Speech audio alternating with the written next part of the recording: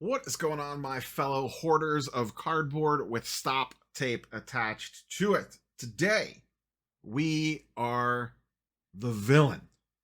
At least that is what a decent chunk of the Pokemon YouTube verse will tell you. Us investors are evil, and it is time to embrace the dark side of the Force, according to them. Now, I'm going to paint with a very broad brush here. I have PokeRev up on the screen here. He did a video yesterday that seems to be gaining a ton of reaction and response across the collectiverse, if you will. And it's not him specifically, and he didn't even really go that hard at the sealed investor crowd. But that narrative has definitely been out there this past week. Now, a lot of it is stemming from the high prices on Prismatic Evolution and Journey together. I would counterpoint that perhaps you should point your anger towards Pokemon. How about maybe they just print a little more? I'm not saying print it into the ground, and I get it. It's a fine line for them to walk because they're trying to have their cake and eat it too. They're trying to keep everybody happy, and it's an impossible task.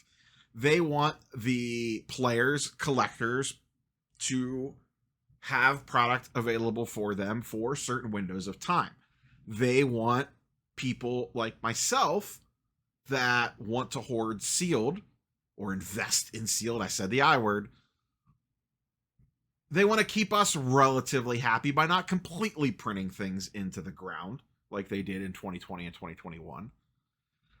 They want to keep singles collectors and investors happy because if everything is printed into the ground, then nothing is rare, nothing has any value, and that is important as well. And they're trying to thread that needle, and it is not an easy task. That being said, the narrative today going around a few different other YouTube channels is that Prismatic Evolutions was actually short printed. Now, is that by design? Are they out of space on the printer? Are they trying to play catch up with Surging Spark? Like what, we don't know what the back end looks like over there. But the general narrative has been, we are the problem. The sealed hoarders are the problem. Now, like I said, on Prismatic and Journey Together, I would push back on that. If you want to blame scalpers, if you want to blame the people buying from scalpers, there's plenty of finger pointing to go around. But like I said, I think a lot of that ire should be directed towards Pokemon. If you're mad about basically anything from Surging Sparks earlier being super expensive these days, if you're mad that Paldea Evolved has shot way up, or that Sword and Shield stuff has shot way up in price and it's too expensive now, I got nothing for you. Sorry about your luck. You had plenty of opportunities to purchase that product. Plenty. It was readily available for $80 to, let's even say on the high side, $100 a box. Maybe even $110, $120. If you really, you could have found any one of those boxes all day long for $120. You could have found most of them, if not all of them, at some point in time for another for $100 a box. In some cases, if you would have worked and paid attention and been diligent, you could have found some for between $80 and $100 a box. The difference is us, the cardboard box stop tape crew, decided to buy that stuff when no one really wanted it, and we decided to stick it on a shelf. And we decided not to touch it. And fast forward years later, it has now gone up quite a bit in value. I don't know that we should catch a bunch of hate for that because we can be patient. That's not anyone's fault. Everyone had the same opportunity to purchase that product at the same point in time. Surging Sparks, a little bit of a different story. I give you some grace there, but even that, my local LGS had Surging Sparks pre-ordered for $120 a box, as much as basically you wanted. I didn't pre-order any. I already had a prearranged deal with another LGS to pick up a case. at a little bit cheaper than that. But I went there that day to that other shop, and I actually bought 2 boxes. I had something else to pick up, and I said, oh, 2 boxes at $120. Now, that was a deal. Secondary market prices at that point in time on release day were like $140, $145. And I said, I'll grab 2 more. What the hell? And then immediately after, it went to the moon. But you did technically have a limited opportunity there. If you wanted to get in early, you would have paid a little bit more than normal. But you could have got in at $120, $125, even $130 per box prior to release, or even up to the early days of the release.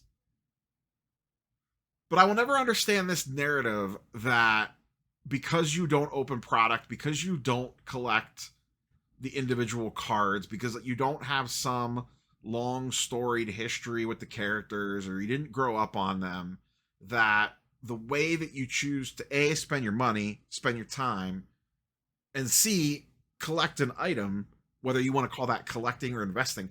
What is the difference between collecting sealed wax and investing in sealed wax?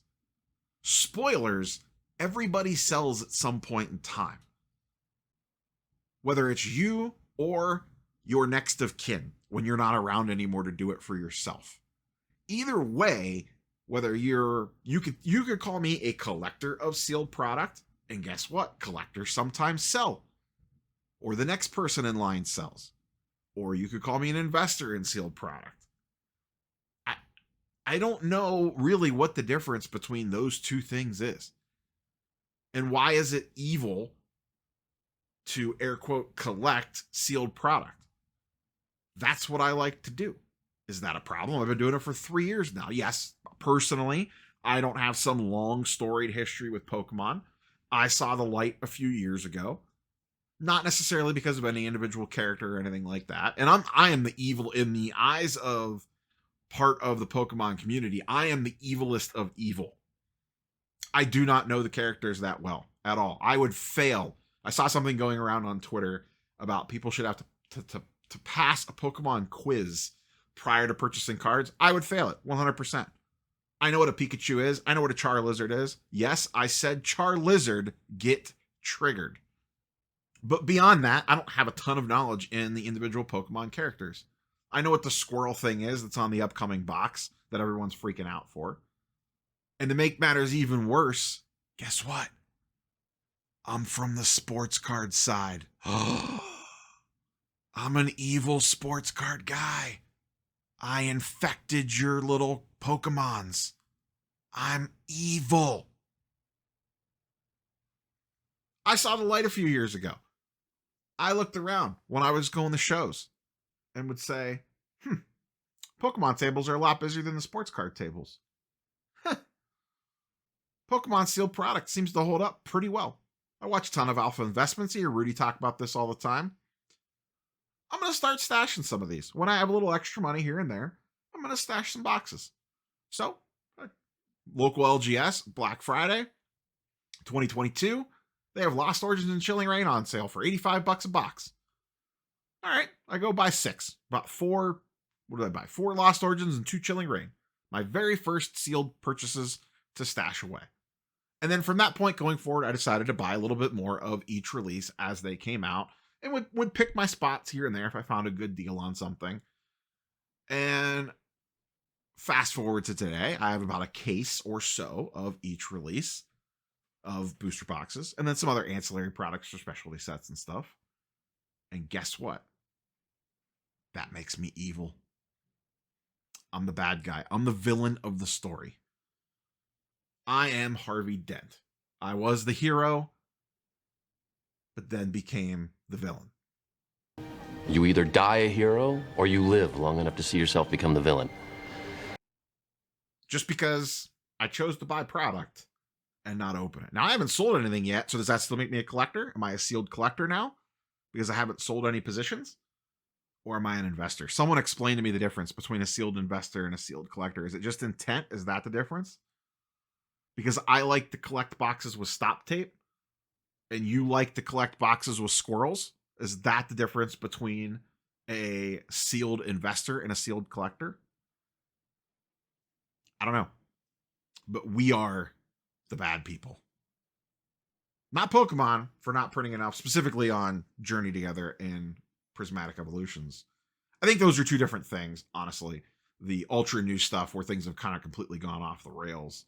And I get it, a lot of the hate is directed more towards the scalping approach to things, but it's the world that we live in. That's the hands that we are dealt at this point in time. The market will sort itself out. It'll take some time. These things never stay like this forever. Eventually, it'll crack back down again. Things will go back to normal, and then everyone will be crying on why aren't my cards worth as much anymore? And we'll go through that cycle. Booster boxes will be cheap again. No one will buy them. Those of us that like to stash sealed will. Something will trigger a catalyst. Prices will dramatically shift again. And then everyone will get mad again. Rinse and repeat. It's like Battlestar Galactica. All of this has happened before. All of this will happen again. That's all I got for you, boys and girls. Catch you on the next one. Peace. So say good night to the bad guy. Come on. The last time you're gonna see a bad guy like this again, let me tell you.